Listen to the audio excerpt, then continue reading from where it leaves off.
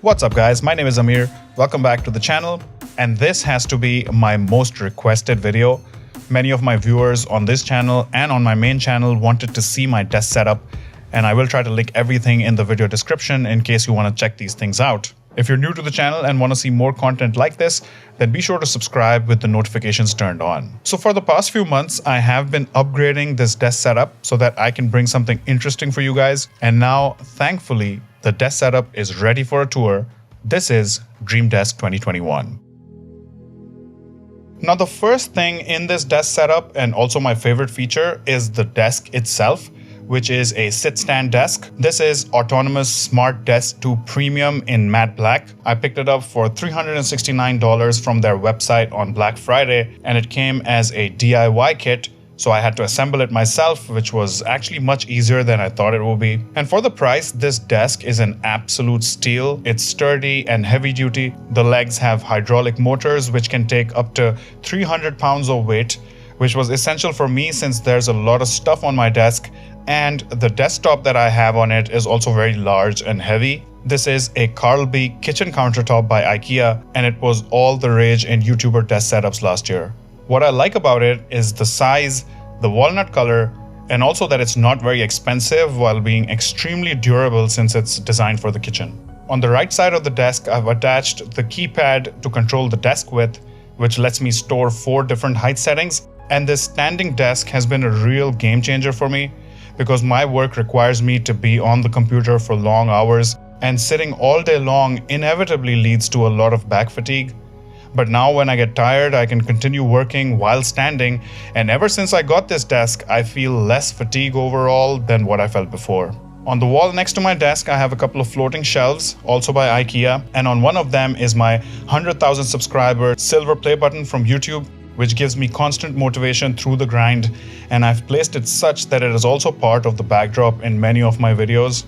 Behind the desk, I have a couple of windows, and I got these really nice walnut wooden blinds for them, which I think complement the dark charcoal wall and give my setup this earthy sort of feel. I really wanted elements of wood and metal and stone and greenery so that even though the environment that I work in is very tech oriented, you still get a sense of nature while you're in it, and I think that my setup achieves this really well. Now, moving on to what is essentially the centerpiece of this entire setup is this floating monitor. This is an LG 32-inch 4K ultrafine ergo monitor, and I bought this monitor primarily because I want to transition my channel to 4K, so my first priority was the 4K resolution. I also wanted something that had accurate colors. While this monitor isn't for hardcore pros, it doesn't have true HDR10, brightness is only 300 nits, and it's an 8-bit panel, but for my video production needs and for content creation on YouTube, I think it's good enough. Now, the name Ergo comes from this ergonomic monitor arm which the monitor ships with, and it lets me adjust the height and angle and how far the monitor is from my face.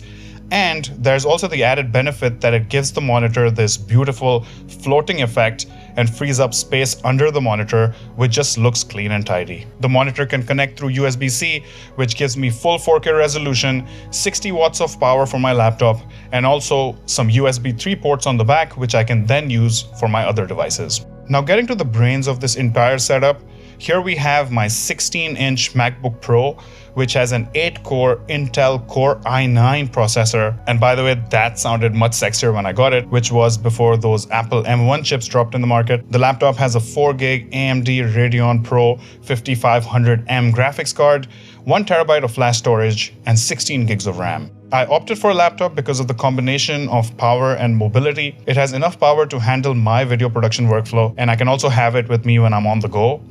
The main reason for using a Mac is that I use Final Cut Pro for my video editing, and also because I'm all into that Apple ecosystem at this point. The laptop has a marble skin on it by Dbrand, and the dock that it's resting on is by Okiwood. I got this idea from Ali Abdal's channel, and not only does it look beautiful, it also fits in with that earthy sort of aesthetic that I was going for. Now, anyone who owns a Mac knows that they come with only USB Type-C ports. And so you have to embrace that dongle life and buy lots of adapters. But what makes these USB Type-C ports really powerful is that they also support Thunderbolt 3, which can support data throughput 4 times that of USB Type-C at 40 gigabits per second. So for me, the solution was this Thunderbolt dock by CalDigit. This is the TS3 Plus, And using it, I get 15 ports from just one Thunderbolt cable coming from my laptop. So I can connect pretty much everything I need to it, and it also provides 87 watts of power to my laptop, which is a little lower than what the 16-inch gas guzzler MacBook requires, but I haven't had any issues using it till now. This one cable solution is not only elegant, but also very convenient, because now when I want to unplug my laptop, I just disconnect one cable and don't have to mess around with a dongle or a tangled mess of cables. Now moving on to the peripherals, my keyboard is this Keychron K4 V2, which is a Bluetooth mechanical keyboard with Gateron brown switches and an RGB backlight. I went for the K4 instead of the more popular K2 for the numeric keypad, which I prefer using while working on spreadsheets, etc. What makes this keyboard special for me is not only that MKBHD also uses it, or that it's mechanical and looks beautiful at the same time, but that it's also wireless. I really wanted to keep my desk clean from cable clutter as much as possible. And if you've never used a mechanical keyboard and you spend a lot of time typing on a daily basis, then I would highly recommend that you try it out. Not only are mechanical keyboards more comfortable and satisfying to type on, but they also cause less fatigue from typing and are also generally more durable and long-lasting. Along with this keyboard, I'm using a mouse and a trackpad, so Logitech MX Master 2S and Apple's Magic Trackpad, and when I'm editing my videos, I can use the trackpad to scroll around and zoom in and out while the mouse moves the cursor, and all these combined make this setup my own personal battle station. Below the keyboard and mouse is a felt desk mat by Grovemade. Not only does this mat protect my desk from scratches and wear, its color, look, and texture also matches the natural tones of the rest of my setup.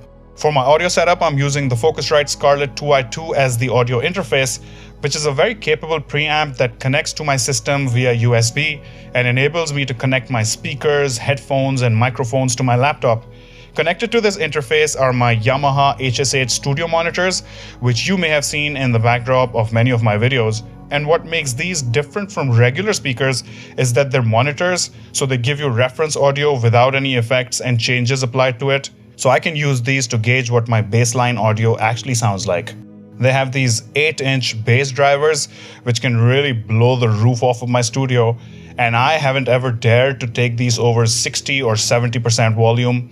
These speakers are absolutely amazing. Also connected to the same interface is my Shure SM7B microphone, which I'm using right now, and it's attached to a Blue Compass boom arm. This Shure SM7B is a studio-grade vocal mic used for radio broadcasts and podcasting and all sorts of other vocal production. And fun fact, Michael Jackson used a Shure SM7B to record his Thriller album. And finally, we get to my Audio-Technica ATH M50X studio monitor headphones. Again, great sound quality, good looks, totally satisfied, but I haven't yet found a dedicated spot for them on my desk. Now, any desk setup, or any environment for that matter, needs good lighting. And here we have a Thomann desk lamp, which I saw on Jonathan Morrison's channel. And what I really love about it is that Pixar Toy Story lamp look and also the color scheme. So again, we have matte black with wood. In this lamp is a Philips Hue bulb, and behind my desk is a Philips Hue light strip, and these allow me to change the color of the lights on my setup with my phone to create different moods and interesting backdrops for my videos. Now, if you ever want to make a good desk setup, then the cable management needs to be on point. Organized cables are essential to the beauty of any system, and more so for a standing desk, because when it's standing, any loosely hanging, tangled wires will look even more ugly. So here under the desk, I have a Signum rack by IKEA, which contains all of the cables from my setup, which I've organized using cable ties, Velcro straps, and cable clips. And while doing this, my goal was to have only one cable coming out of the desk and plugged into the wall. So here I have two power extension boards, of which one is Wi-Fi enabled, so I can use my phone to control the power to my computer, monitor, desk lamp, and this smart desk. I think a desk setup is not just a collection of gadgets that you show off and flex with, at least not for me. I think this desk setup signifies my journey and evolution here on YouTube. As my channels have grown, so has my skill. And to complement those skills, I have built up this collection of tools, some of which may be overkill, but they enhance and nurture my ability to create content.